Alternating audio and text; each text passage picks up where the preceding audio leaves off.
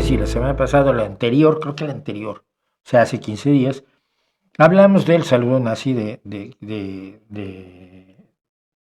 Donald Musk, no de Elon Musk, que muchos dicen que no es un saludo nazi, porque sabes que los nazis no existen, nadie es nazi. Y a la hora de terminar me decían que pues, ya nadie es nazi, ¿no? Los nazis, los últimos nazis fueron los que les dieron las últimas credenciales del NSDAP allá por 1945, y que no, que ya no, lo otro no se llama así. Llámale como quieras, pero es idéntico al nazismo, ¿no?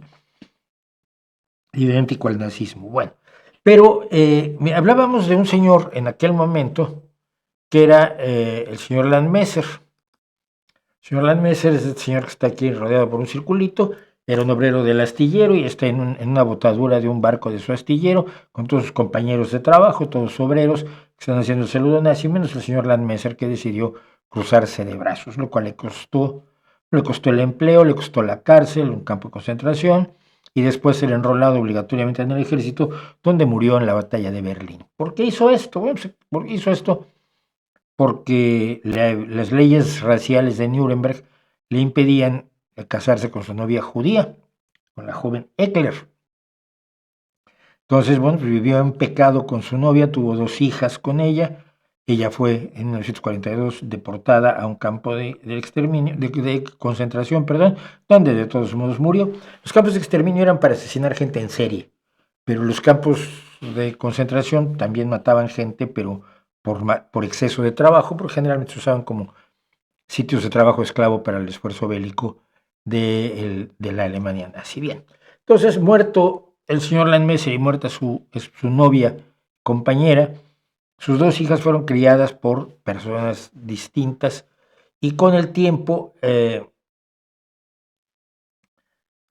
conocieron la historia de sus padres. Y entonces decía yo que había Irene Eckler escrito este libro, Una familia desgarrada por el Rassenschande, que son las políticas raciales alemanas, persecución política en el Tercer Reich, y son documentos y reportes de Hamburgo en alemán y en inglés que están traducidos. Y lo sé por esto, porque pues ya me llegó.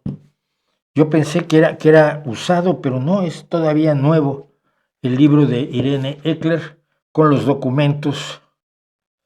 Dice, las leyes de Nuremberg, dice la contraportada, se las voy a leer. Las leyes de Nuremberg de 1935 impidieron el matrimonio de August Landmesser y la judía Irma Eckler. Sus 2 hijas, nacidas ilegítimamente en 1935 y 1937, ese concepto del hijo ilegítimo, qué bueno que ya no lo tenemos, qué terrible era. Fueron puestas bajo el cuidado de un tutor. La madre y el padre habían sido arrestados por Rassenschande, por delitos, la cohabitación delictiva entre arios y judíos. Y se traduce a veces como el ensuciamiento de la raza, que es lo que dice Donald Trump que hacen los inmigrantes, precisamente con la sangre de Estados Unidos. Los madre y la padre arrestados por Rassenschande en 1938 no sobrevivieron a la persecución y a la guerra. Las hijas tuvieron que crecer separadas y sin sus padres. Numerosos documentos, incluidos los de la tutoría, del archivo de la tutoría y las cartas escritas por la madre desde el campo de concentración de Ravensbrück, ofrecen un registro auténtico de los incidentes inhumanos de persecución en el Tercer Reich. Intencionadamente, el relato se concentra en los datos, en los hechos verificables.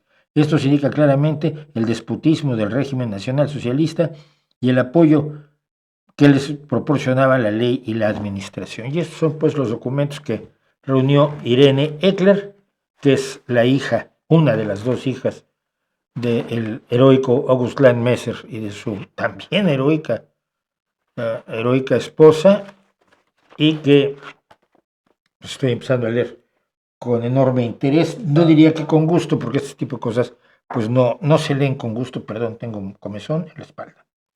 Estas cosas no se leen con gusto, se leen con una enorme angustia, con una enorme preocupación, pero se leen porque hay que leerlas y se leen porque hay que estar al tanto de eso que ocurrió y que si nos descuidamos, hermanitos,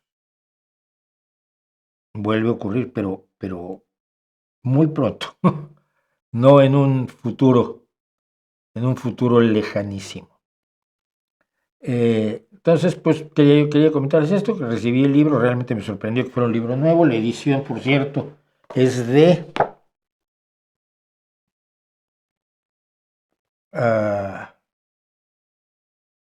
1998, fíjate, 1998, que tiene un inicio que dice, háblales libro, cuéntales lo que nos ocurrió antes de que pudiéramos hablar y nadie habló por nosotros.